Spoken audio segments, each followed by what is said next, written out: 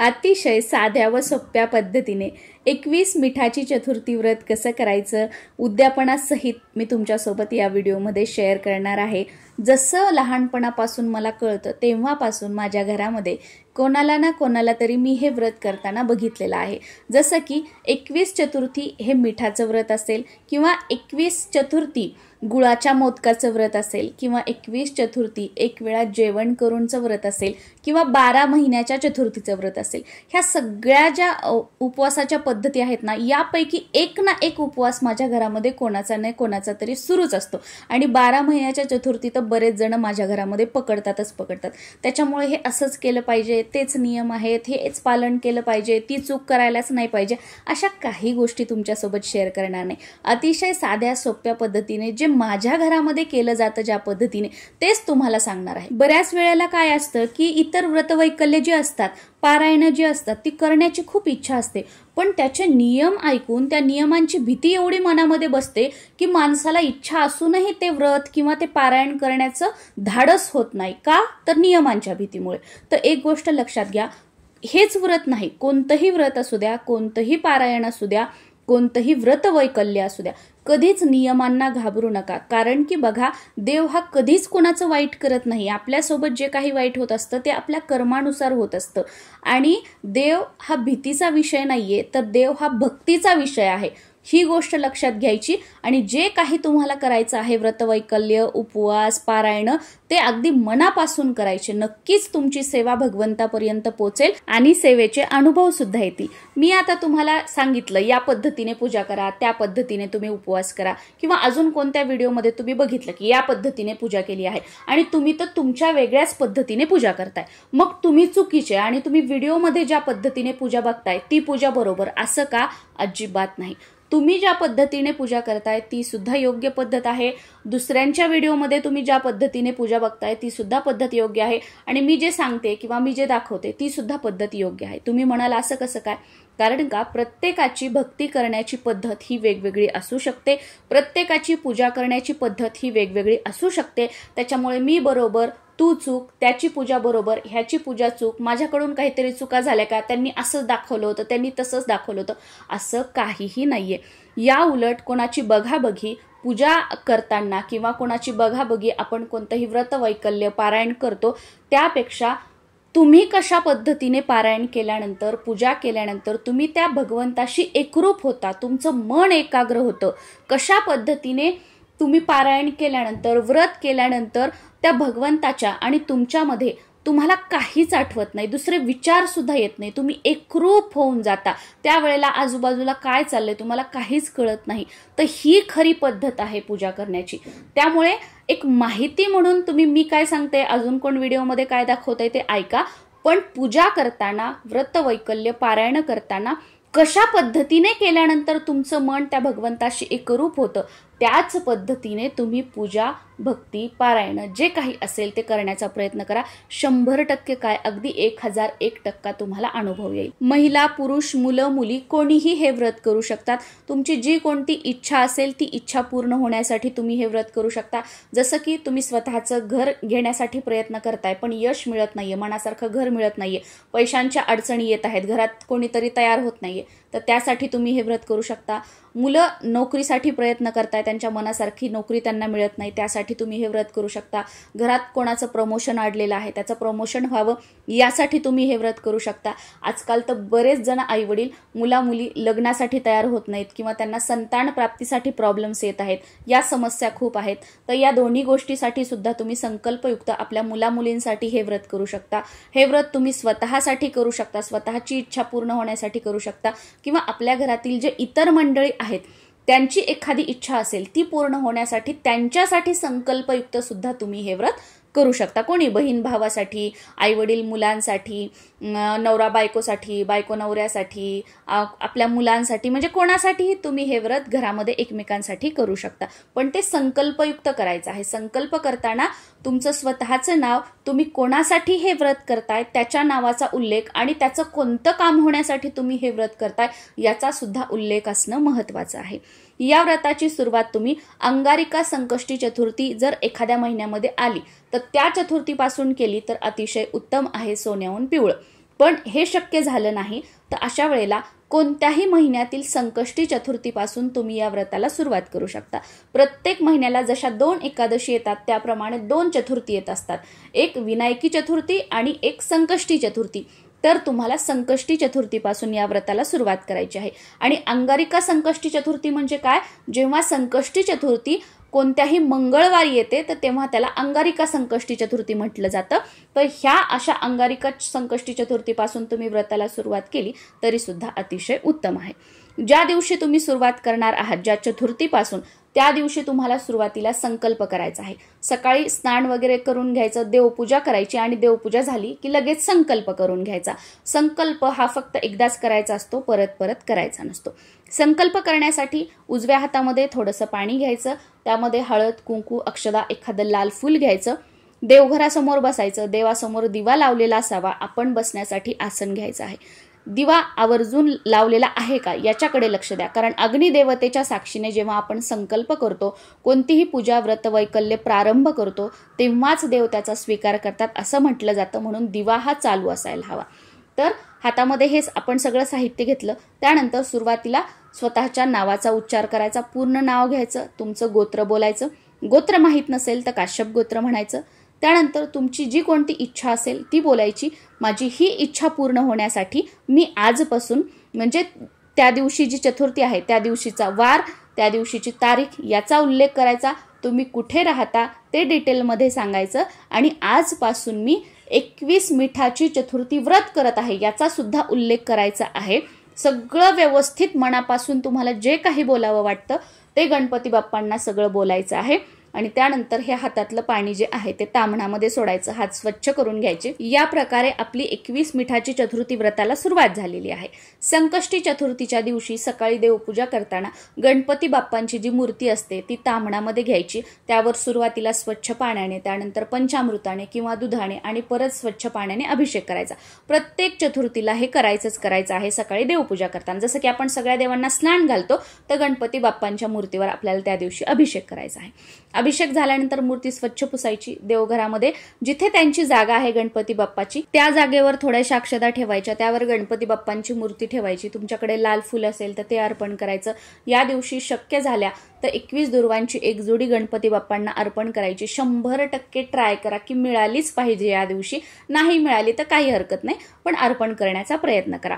आणि सकाळी गुळ खोबऱ्याचा, साखरेचा, दूध साखरेचा किंवा एखाद्या फळाचा नैवेद्य दाखवायचा आहे आणि गणपती बाप्पांची आरती करायची। सुख करता दुःख हरता ही आरती करायची। सकाळची आपली ही पूजा झाली। दिवसभर आता आपला उपवास असणार आहे। ह्या मिठाची चतुर्थी व्रत आहे, त्याच्यामुळे दिवसभरामध्ये तुम्हाला साबुदाणा, भगर, तिखट मिठाचे जे पदार्थ आहेत ते खाता येणार नाहीत, कारण हे मिठाची चतुर्थी व्रत आहे। त्याच्यामुळे उपवास सोडताना चंद्र उदयानंतरच आपल्याला एक वेळा मिठाचा मोदक खायचा आहे। मग दिवसभर तुम्ही उपवासाचे जे गोड पदार्थ आहेत ते खाऊ शकता, जसं की तुम्ही ज्यूस घेऊ शकता, कोणतंही फळ खाऊ शकता, चहा पिऊ शकता, दूध घेऊ शकता, तुम्ही दूध भगर खाऊ शकता, तुम्ही साबुदाण्याची खीर खाऊ शकता, गोड जे काही आहे रताळे वगैरे सगळं तुम्ही खाऊ शकता। फक्त तिखट मिठाचं जे फराळाचं काही आहे ते तुम्हाला खायचं नाहीये।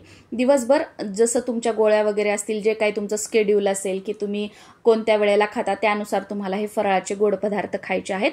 आणि कॅलेंडरमध्ये बघायचं की संकष्टी चतुर्थीच्या दिवशी चंद्र उदयाची वेळ काय आहे, आणि जेव्हा कॅलेंडरमध्ये चंद्र उदयाची वेळ असेल त्यावेळेला परत देवघरासमोर जायचं, बसण्यासाठी आसन घ्यायचं, देवासमोर दिवा लावायचा, गणपती बाप्पांची जी मूर्ती असते त्याला हळद कुंकू अर्पण करायचं। परत संध्याकाळी तुमच्याकडे एखादी दुर्वाची जुडी असेल किंवा लाल फूल असेल तर ते अर्पण करायचं। संध्याकाळी सुद्धा गणपती बाप्पांची आरती करायची आहे, सुख करता दुःख हरता। आणि रात्रीच्या पूजेवेळी मात्र आपल्याला 21 मोदकांचा नैवेद्य दाखवायचा आहे। आता हे 21 मोदकांपैकी 20 मोदक तुम्ही जेही कोणतं मोदक बनवण्यासाठी सारण बनवता ते तुम्हाला सारण बनवायचं आहे। 20 मोदकांमध्ये ते सारण भरायचं आहे आणि जो 21वा मोदक आहे एका मोदकामध्ये तुम्हाला मीठ टाकायचं आहे आणि तो एक मोदक मिठाचा तुम्हाला बनवायचा आहे। आता हे मोदक तुम्ही उकडीचे बनवू शकता किंवा तुम्ही तळून बनवू शकता, काहीही. आमच्याकडे जनरली तळूनच बनवले जातात. तुम्ही जर हे मोदक तळून बनवणार असाल तर तुम्हाला हे मोदक तुपामध्ये तळायचे आहेत. आतलं सारण तुम्ही कोणतंही करा, पण हे मोदक तळताना तुम्हाला तुपामध्ये तळायचे आहेत. शक्यतो तेलामध्ये तळू नका. आणि जर तेलामध्ये तळायचे असतील तर शेंगदाण्याच्या तेलामध्ये तळण्याचा प्रयत्न करा, कारण उपवासाला तेलामध्ये शेंगदाण्याचं तेल वापरतात. आणि जर तेलाचा वापर करायचा नसेल तर आपण तुपाचा वापर करतो, पण काही हरकत नाही. बघा, शेवटी आपला भाव महत्त्वाचा आहे.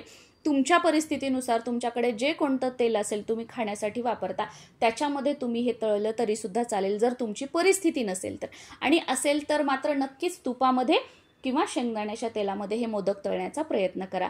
आणि हे मोदक सगळे तळून झाल्यानंतर म्हणजे मुद्दामून आपण कळतपणे ते मिठाचा मोदक एका साईडला ठेवायचा, म्हणजे तो आपल्याला शेवटीला खाऊ, माझं पोट भरल्यानंतर खाऊ, असं नाही करायचं. मोदक सगळे तळून झाले ना की दुसऱ्या एखाद्या खोलगट पात्रामध्ये ते काढायचे, सगळे मिक्स करायचे, हाताने आपले ते घोळून घ्यायचे, की आपल्या लक्षात नाही राहिलं पाहिजे की त्याच्यामध्ये मिठाचा मोदक कोणता आहे. आणि मिठाचा मोदक बनवतोय तर तो थोडासा लहान बनवायचा, वेगळा बनवायचा, म्हणजे समजेल असं सुद्धा नाही करायचं. मग तुम्ही व्रत नाही केलेलंच बरं.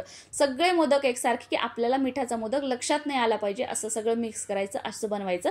या मोदकांचा नैवेद्य रात्रीच्या पूजेच्या वेळी गणपती बाप्पांना दाखवायचा आहे. आणि त्यानंतर मग पूजा वगैरे आपली सगळी झाली की ते मोदकाचं घ्यायचं. उपवास सोडताना कधीही जमिनीवर बसायचं नसतं. जेव्हा आपण खाली जेवायला बसतो तेव्हा बसण्यासाठी आसन घ्यायचं असतं, पूर्व किंवा पश्चिमेला तोंड करायचं असतं. आणि तुम्ही जर टेबल खुर्चीवर बसताय तर काही आसन वगैरे घ्यायची गरज नाही, पण चेहरा मात्र पूर्व किंवा पश्चिमेला करायचा आहे. आणि ते मोदक आपल्या समोर ठेवायचे आणि मोदक खायचे. आता जोपर्यंत तुम्हाला मिठाचा मोदक लागत नाही तोपर्यंत मोदक खायचे. मिठाचा मोदक लागला की तुम्ही स्टॉप करायचं, पाणी प्यायचं आणि आपलं आसन सोडायचं, तुमचा उपवास सुटला. आता बऱ्याच वेळेला काय होतं की पहिलाच मोदक मिठाचा लागतो, मग अशा वेळेला काय करायचं, तर तुमचा पहिल्याच मोदकावर उपवास सुटला, तुम्ही आता नंतर काहीच खायचं नाही, पुढचे मोदक वगैरे खायचे नाही. बऱ्याच वेळेला 5वा 6वा लागतो, बऱ्याच वेळेला दुसरा लागतो, किंवा बऱ्याच वेळेला शेवटचा मोदक मिठाचा तुम्हाला लागतो, असंही होतं बऱ्याच वेळेला. तर मग तेवढे सगळे मोदक खायचे. म्हणून मोदक बनवताना खूप मोठे पण नाही बनवायचे आणि खूप छोटे छोटे पण नाही बनवायचे. अगदी मीडियम आकाराचे 21 मोदक तुम्हाला बनवायचे आहेत, की जे की समजा शेवटचा मिठाचा मोदक लागला तर तुम्ही खाऊ शकाल अशा आकाराचे तुम्हाला मोदक बनवायचे आहेत.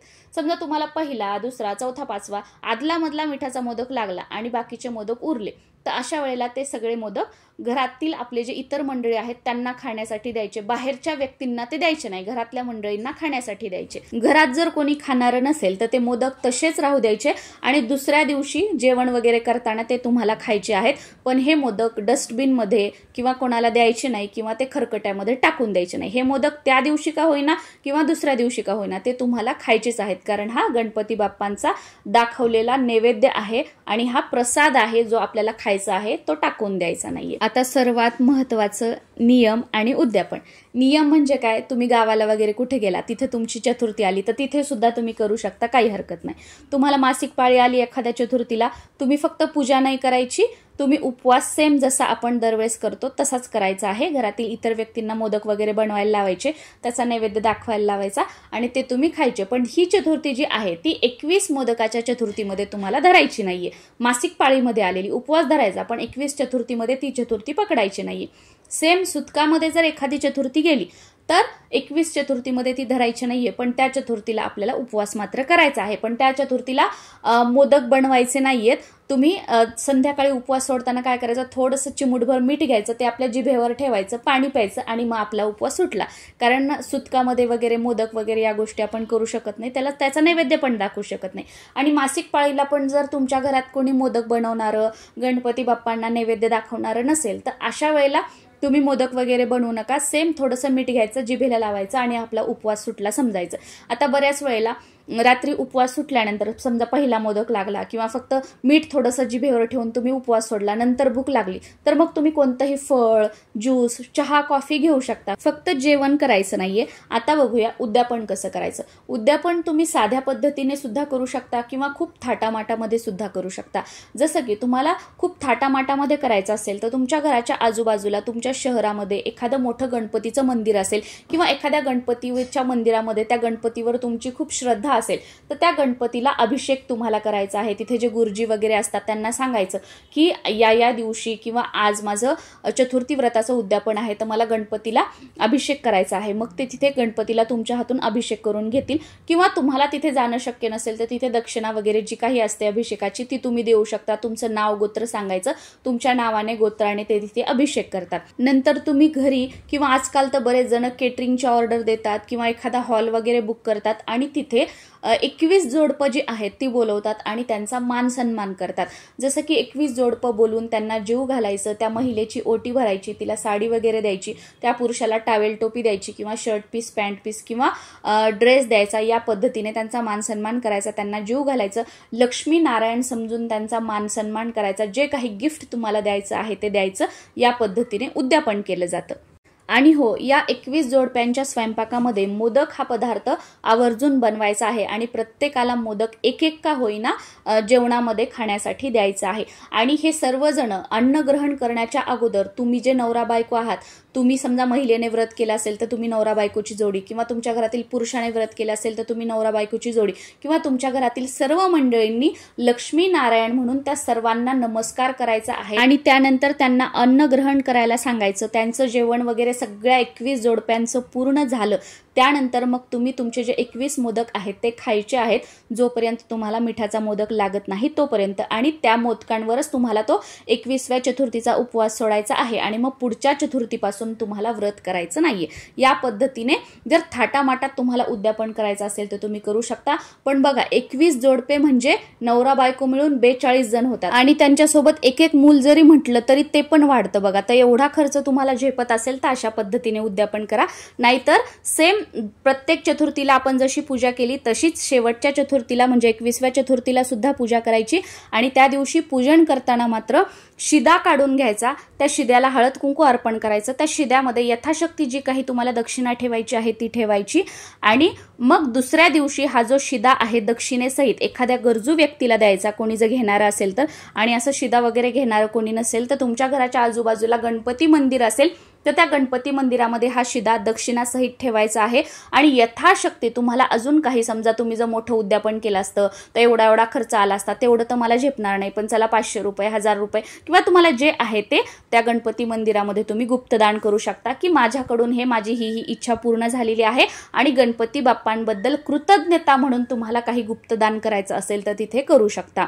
आणि जो शिदा वगैरे तिथे आपण दान केलेला आहे तिथले गुरुजी वगैरे ते घेतील। आणि शिदा खूप थोडा पण नाही द्यायचा, एका कुटुंबाचं जसं की 4 जणांचं एका दिवसाचं दुपार संध्याकाळचं व्यवस्थित पोट भरून जेवण होईल एवढा शिदा द्यायचा आहे। किंवा तिसऱ्या पद्धतीमध्ये तुमच्या घरी तुम्ही एखाद्या जोडप्याला जेवायला बोलवू शकता, त्यांचा मान सन्मान करायचा आहे, त्यांना जीव घालायचा आहे, त्या महिलेची ओटी भरायची, साडी वगैरे जे तुम्हाला काही द्यायचं आहे ते द्यायचं, त्या पुरुषाला शर्ट पीस पॅन्ट पीस किंवा टावेल टोपी द्यायची, त्यांना दक्षिणा द्यायची आणि एक जोडपं जेव घालून आपण उद्यापन केलं तरी सुद्धा चालतं।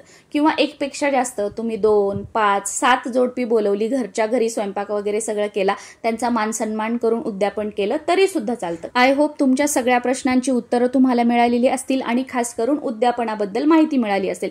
उद्यापन कसं करायचं याच्यात मी 3 पद्धती वेगवेगळ्या तुमच्यासोबत शेअर केलेल्या आहेत। या तिन्हीपैकी जी पद्धत तुम्हाला योग्य वाटते, ज्या पद्धतीनुसार तुम्ही इझिली आहे त्या परिस्थितीमध्ये उद्यापन करू शकता, त्यानुसार तुम्हाला उद्यापन करायचं आहे। आता इथे एक असा सुद्धा प्रश्न येईल की ताई शिदा म्हणजे काय? शिदा म्हणजे काय की एखाद्या कुटुंबाचं एका दिवसाचं जेवण होण्यासाठी जे काही पदार्थ बनवण्यासाठी वस्तू लागतात त्या द्यायच्या, जसं की गव्हाचं पीठ, तुरीची डाळ, तांदूळ, तेल, तिखट, मीठ, जिरे, मोहरी, एखादी भाजी, दुधाची पिशवी, जे काही स्वयंपाक बनवण्यासाठी लागतं त्या सगळ्या वस्तू काढून एका ताटात ठेवायच्या, त्याचं पूजन करायचं, त्याला हळद कुंकू अर्पण करायचं, त्याच्यामध्ये यथाशक्ती जी काही दक्षिणा ठेवायची आहे ती ठेवायची आणि असं एखाद्या बॅगमध्ये भरून किंवा एखाद्या नवीन ताट घ्यायचं, त्याच्यामध्ये ठेवून त्या ताटासहित तुम्हाला गरजू व्यक्तीला द्यायचं आहे किंवा गणपती मंदिरामध्ये दान करायचं आहे। मला असं वाटतंय की मी तुमच्या सगळ्या प्रश्नांची उत्तरं दिलेली आहेत, तरी सुद्धा अजून काही प्रश्न असतील तर खाली कॉमेंटमध्ये विचारा, नक्कीच त्याचं उत्तर देण्याचा मी प्रयत्न करेल। नमस्कार।